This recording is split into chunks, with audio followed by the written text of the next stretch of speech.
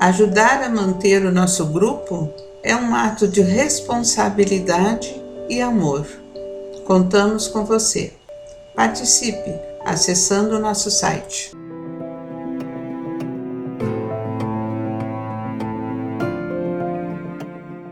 Olá, meus amigos, estamos mais uma vez aqui para dar prosseguimento à nossa elucidativa leitura do livro Libertação, pelo Espírito André Luiz, na psicografia do nosso querido Francisco Cândido Xavier.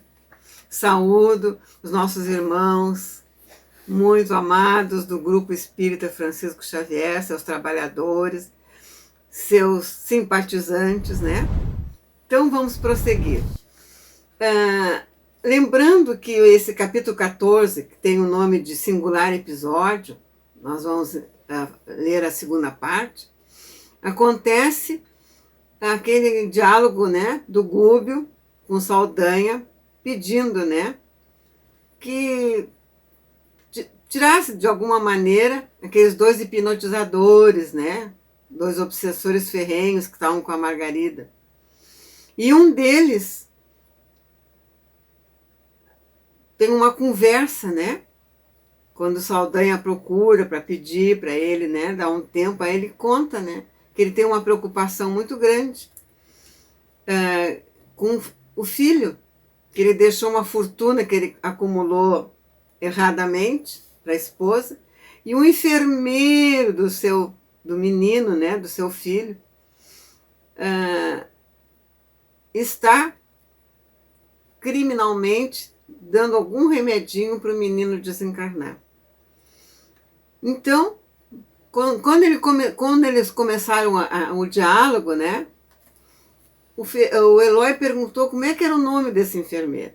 E ali ele disse que era Felício de tal, né? E ele descobriu que é seu irmão. Vejam só, que tudo é uma teia, né, meus amados? É muito interessante, né? Esse livro, assim, se encadeia cada coisa surpreendente, né? Mas vamos lá. Nós estamos exatamente no final daquele diálogo que ele contou tudo o que aconteceu, né? O Leôncio, ó, que vai desistir, claramente, lógico, né, do assédio à Margarida, né? Mas vamos lá. Aí começa assim. Nosso instrutor sorriu em silêncio e ausentamo-nos. Soprava brando e fresco o vento da madrugada. E pesada quietude reinava nas vias suburbanas que cruzávamos a passo rápido. Eles estavam indo na casa, né? Do Leôncio, claro, né? Leôncio à frente mostrou-nos confortável vivenda e informou: aqui mesmo. Entramos. Em aposentos diversos, a dona da casa e o enfermeiro dormiam à solta, enquanto um pequeno simpático gemia, quase imperceptivelmente demonstrando angústia e mal-estar. Notava-se nele a devastação operada pelos tóxicos insistentes. Profunda melancolia estampava-lhe no olhar. Leôncio, o temido hipnotizador, abraçou e esclareceu. Os venenos sutis que ingerem doses diminutas e sistemáticas invadem-lhe o corpo e a alma. Olha! Fios magnéticos invisíveis ligavam ali pai e filho, porque o menino, num lance comovedor, embora a prostração em que se achava, contemplou embevecido o retrato grande do paizinho, suspenso da parede, e falou súplice baixinho: papai, onde está o senhor? Tenho medo, muito medo. Rica coisa, né? Vejam só que triste, né? Lágrimas ardentes seguiram-lhe a prece inesperada. E o hipnotizador de Margarida, que até então se nos afigurava um gênio horrível, prorrompeu em pranto emocionante. Mesmo nas trevas, eles têm lágrimas, eles se emocionam, porque eles têm afetos, todos têm afetos, né? Claro.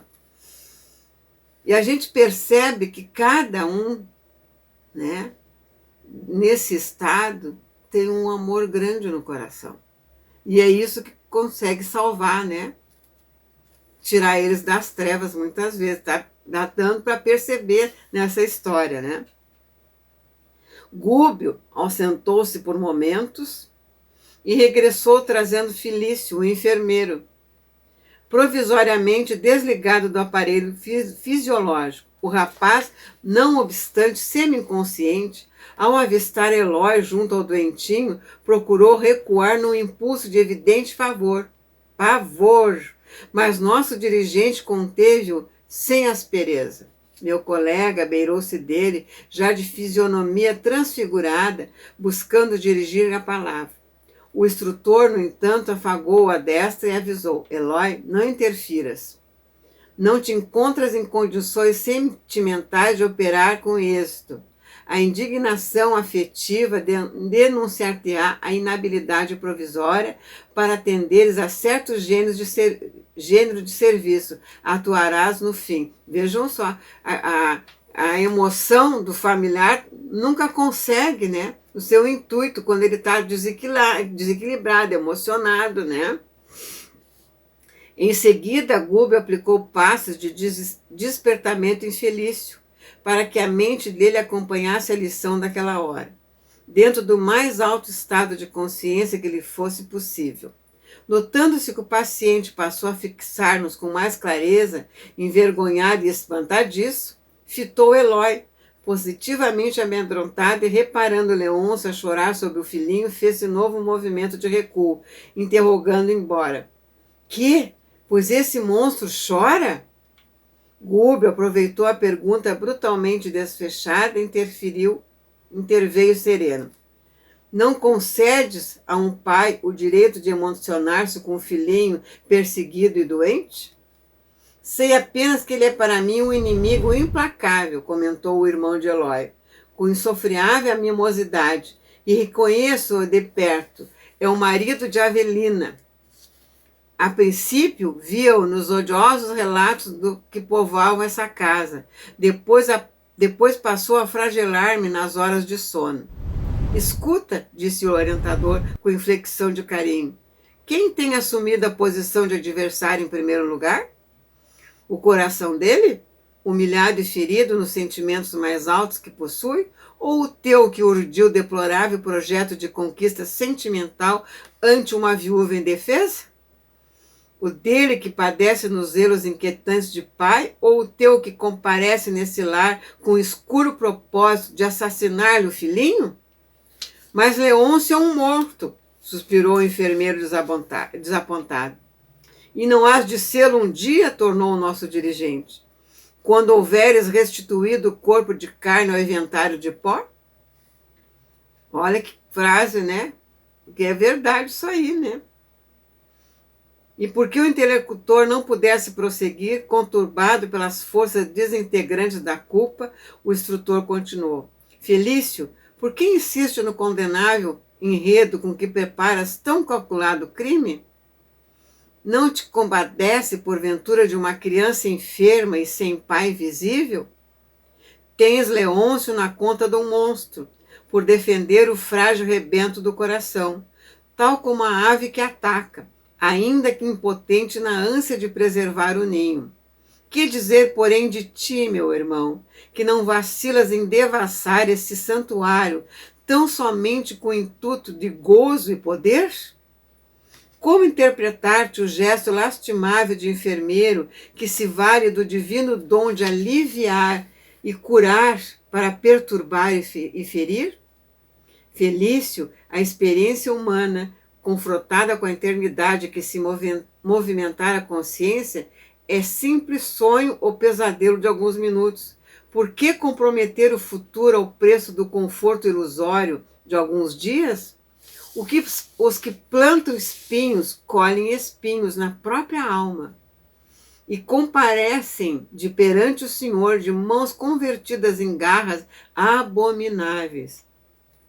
Os que espalham pedras em derredor dos pés alheios serão surpreendidos mais tarde pelo endurecimento e paralisia do próprio coração. Guardas, porventura, suficiente noção das responsabilidades que assumes? Possuis ainda no coração evidente restos de bondade igual a daqueles que se acolhem no âmbito de uma família abençoada e grande, em cujo seio a solidariedade é cultivada, desde os primórdios da luta. Vejo que o entusiasmo juvenil não se extinguiu de todo em tua mente. Por que ceder às sugestões do crime? Não te comove a prostração desse menino a quem procuras impor a morte vagarosa? Repara, o drama de Leôncio não se resume ao conflito de um morto, como supões em teu perturbado raciocínio. Asculta-lhe o coração de pai amoroso e dedicado. Encontrarás dentro dele a afeição doce e pura, a maneira do brilhante oculto no cascalho rijo e contundente. O irmão de Eloy pousava em nosso instrutor os olhos medrosos e espantados. Depois de leve pausa, Gúbio continuou. Aproxima-te, vem a nós. Perdeste a capacidade de amar? Leôncio é teu amigo, nosso irmão. Felício gritou com visível expressão de angústia. Quero ser bom, mas não posso. Tento melhorar-me e não consigo. De voz entrecortada pelo soluço, acrescentou. E o dinheiro? Como resgatarei os débitos contraídos? Sem o casamento com a Avelina, a solução é impraticável. Nosso dirigente abraçou e aduziu. Acredita solver compromissos financeiros, provocando dívidas morais que te atormentarão por tempo indeterminado? Ninguém te proíbe o casamento, nem Leôncio, organizador dos bens materiais de que pretende dispor. Discricionariamente, os atos de cada homem e de cada mulher, arquitetando-lhe os destinos. Somos responsáveis por todas as deliberações que perfilhamos ante os programas do Eterno. E não poderíamos interferir em teu livre-arbítrio, mas te pedimos concurso em benefício dessa vida frágil que deve continuar. Queres dinheiro, recursos que te façam respeitado ou temido pelos outros homens?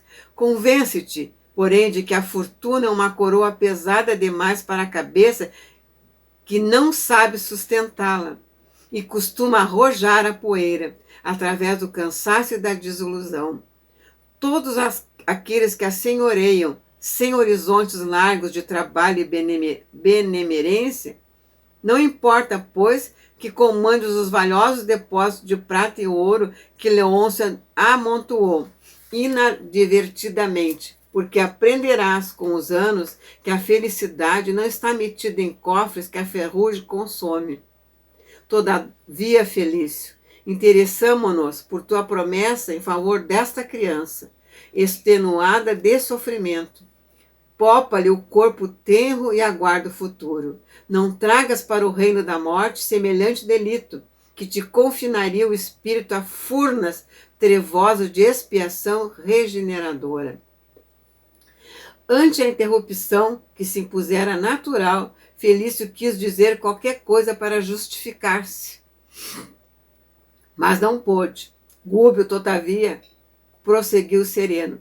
Casa-te, esbanja as reservas preciosas desse lar, se não souberes entender a tempo a sagrada missão do dinheiro, sobe aos píncaros da vida social transitória, adorna-te com os títulos convencionais com que o mundo inferior se habituou a premiar as criaturas sagazes que sobem a ladeira da dominação inútil ou ruinosa, sem ferir-lhe publicamente os preconceitos, porque o tempo te esperará sempre com lições de mestre, sem embargo, ajuda o pequenino a restabelecer-se.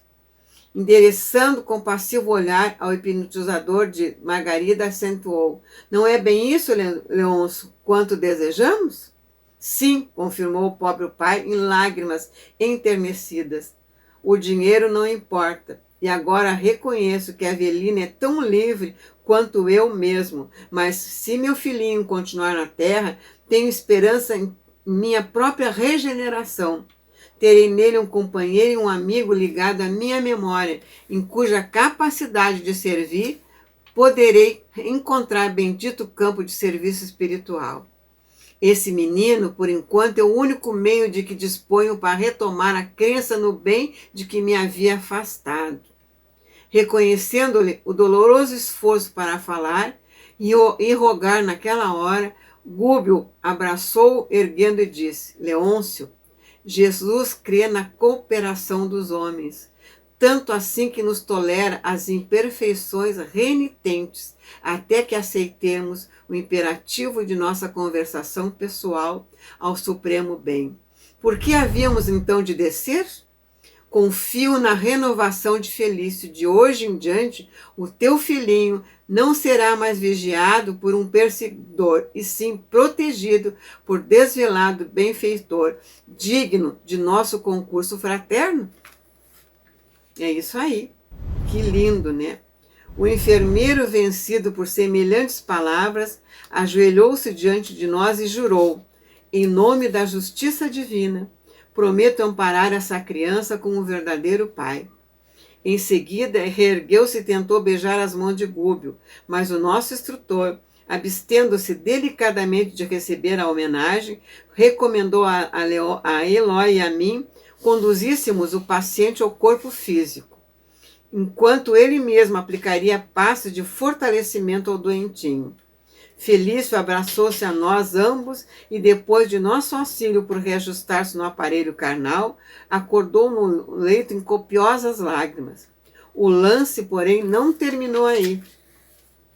Forçando a situação de algum modo, Eloy inoculou-lhe a intensa energia magnética à esfera ocular e o irmão, apalermado, viu-nos ambos por alguns segundos.